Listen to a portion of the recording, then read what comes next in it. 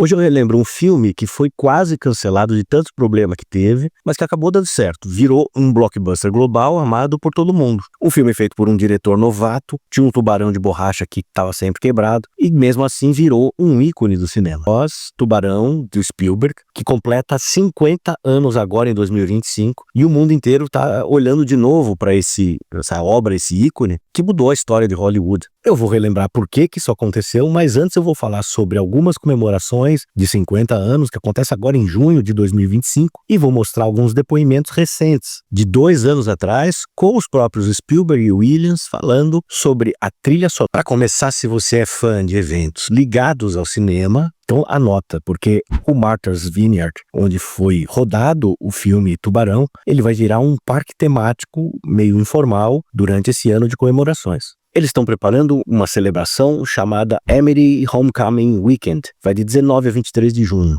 Aí vai ter palestra, convidado especial, talvez algum dos atores ou diretores vão aparecer, exibições ao ar livre, vai ter uma recriação de cenas, sabe-se lá como. Enfim, eles costumam fazer uma cerimônia divertida. Lá no Martha's Vineyard tem também um museu que acaba fazendo exposições constantes, mas vai fazer uma exposição inédita chamada Jaws at 50, A Deeper Dive. Vou mostrar material de figurinos, de bastidores, de documentos de produção, um monte de coisa da época. A organização do museu está esperando receber cerca de 30 mil visitantes só no mês de junho de 2025.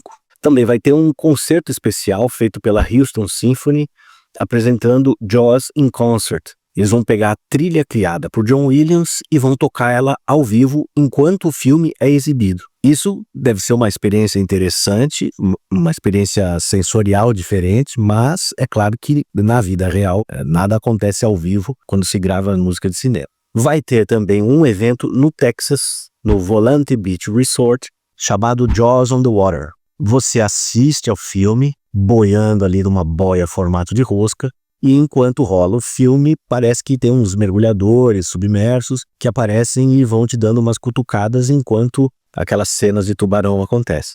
Aí, dependendo de como foi esse ataque, pode ser legal ou pode ser meio demais, né? A Universal também aproveitou para lançar uma nova edição comemorativa em 4K, parece que vai ser lançada dia 17 de junho, mas já está disponível em pré-venda, que vem com mais de 5 horas de documentário, inclusive coisas inéditas. Eu não sei como eles ainda acham coisas inéditas. Vocês podem ver na imagem que está à venda na Amazon, mas eu não ganho nada, não tenho comissão, então não estou fazendo indicação nenhuma. Até gostaria, hein? Fica uma dica aí para a Amazon. É claro que já estão vendendo também muitos colecionáveis de balde de pipoca temático, camiseta, boné, o marketing de merchan, tá com tudo, tá no modo tubarão faminto.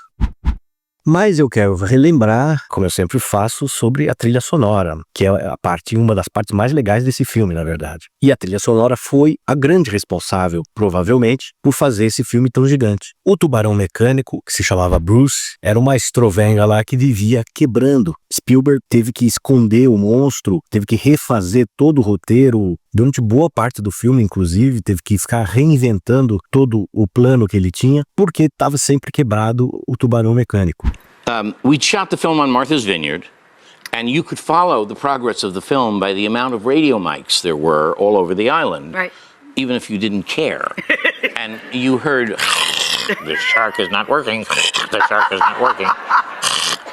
And the shark never worked, and Steven Spielberg had to reconceive the film because the shark never worked. Bruce was broken. Bruce would come up and go, Ele precisava de algo para fazer aquela sensação de perigo constante nas cenas em que não poderia mostrar o tubarão, e aí foi que entrou a música do John Williams, meio que fazendo esse papel de aterrorizador, né, de medo constante sem saber o que estava acontecendo. Quando falou que a música virou um personagem que criava antecipação, que dava ritmo, muito mais talvez do que se aparecesse um tubarão meio mal feito, com uma aparência duvidosa. Ou seja, as restrições técnicas daquela época poderiam até ter feito o filme ser uma coisa meio ridícula. Graças a Deus que tinha a música para salvar. Agora, por que só tinha essas 2 notas, esse dan-dan? E isso já foi suficiente para criar tanta tensão. Eu fiz um vídeo falando sobre essa trilha do tubarão, mais tecnicamente, no meu canal antigo, só que eu achei que valia a pena resgatar esse trechinho mais técnico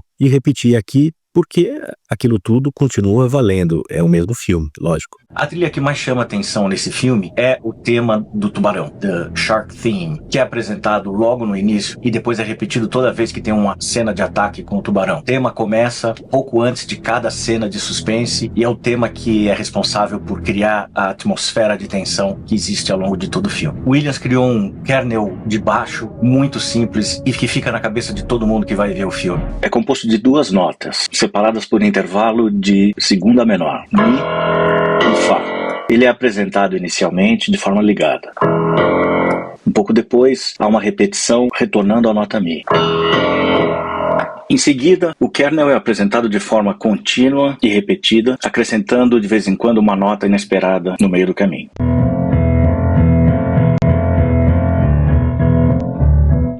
Todo mundo sai do cinema falando dan, dan, dan, dan, dan, dan, dan, dan. O segundo kernel é apresentado posteriormente com tubas e trompas.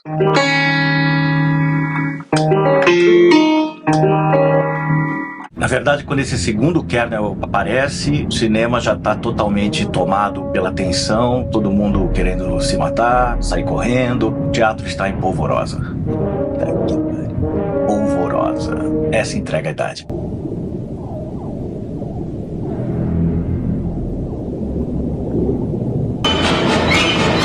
O John Williams não apenas ganhou o Oscar por essa trilha, mas ele também redefiniu a função da música no cinema, principalmente nesse cinema de entretenimento. O Tubarão é considerado um divisor de águas, a partir do qual a trilha virou uma peça fundamental e até da campanha de marketing dos filmes, da elaboração dos trailers, da promoção.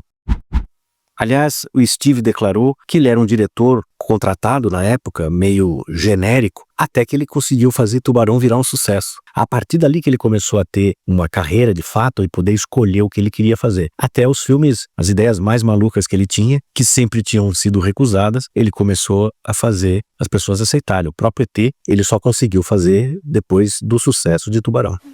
And it was a turning point because I was a director for hire before Jaws, and after Jaws, it was such a big hit. I could do any movie I wanted, and Hollywood just wrote me a check, you know. And I wanted to do this crazy movie about flying saucers, and nobody wanted to make it before Jaws. And I tried to get people to make this crazy movie about flying saucers. Kept saying, "Oh, this big mothership comes down at the end. You're going to love it." And this guy goes off and climbs into the mothership, and people thought I was crazy, and they wouldn't give me the time of day. The second Jaws was a hit. Everybody said, "What about that mothership movie you had? What about that flying saucer movie? You still want to make that?" So I mean, Jaws really was the turning point. Nem precisava muito relembrar a história, mas já que estamos aqui falando desse clássico, vamos também relembrar um textinho do que eu falei naquele vídeo anterior sobre a trama do filme e sobre algumas curiosidades de bastidores. O filme Tubarão marca a primeira vez em que Steven Spielberg e John Williams trabalharam juntos. Isso iniciou uma longa parceria de 43 anos e 27 filmes até agora.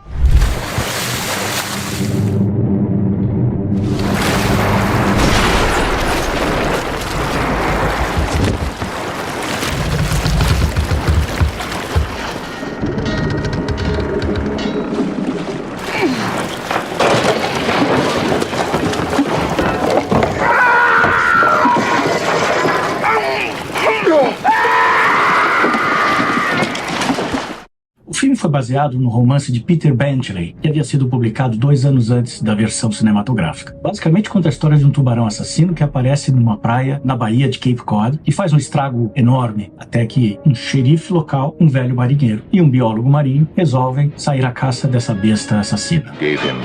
Besta assassina. Quero ver imagens. É claro que as curiosidades não param por aqui, e eu nem tentei antes e nem vou tentar agora cobrir tudo, tá cheio de material disponível na internet. Eu só queria mesmo era chamar a atenção para as comemorações que estão rolando por 50 anos desse clássico e relembrar um pouquinho do que envolve, sobretudo, a trilha e o sucesso desse filme. 50 anos depois, Tubarão continua sendo estudado, referenciado e celebrado. Não só porque causou susto nas pessoas, naquela época até causou susto mesmo, mas também porque o filme representa um ponto de virada no cinema. Foi o primeiro grande blockbuster de verão, ele redefiniu o marketing de filmes, lançou o Spielberg para o estrelato de fato como um grande diretor, aumentou a fama de John Williams e ainda elevou o papel da música dentro da narrativa do audiovisual. Se você for uma dessas pessoas que foi abduzida e nunca viu o Tubarão, fica de olho porque nesse momento de celebração de 50 anos pode aparecer perto de você alguma exibição comemorativa e às vezes eles transformam isso num evento mais divertido até do que assistir só o filme. E para terminar, faz aquele ritual youtúbico, compartilha com alguém que é fã também de Tubarão. E é isso, eu fico por aqui. Até o próximo mergulho, até o próximo filme e um abraço.